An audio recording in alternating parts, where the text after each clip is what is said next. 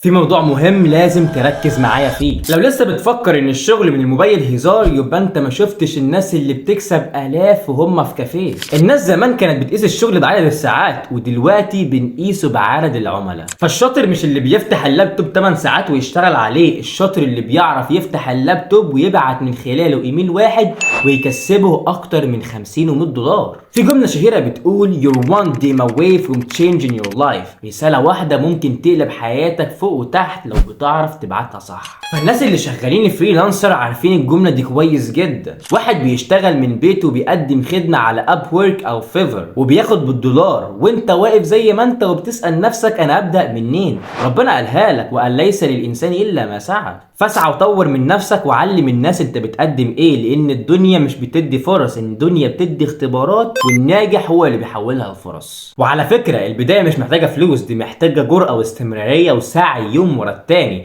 ولو وصلت معايا لحد هنا يبقى انت فعلا جاهز تتحرك. فاعمل لاف وفولو وسيب لي كومنت برايك.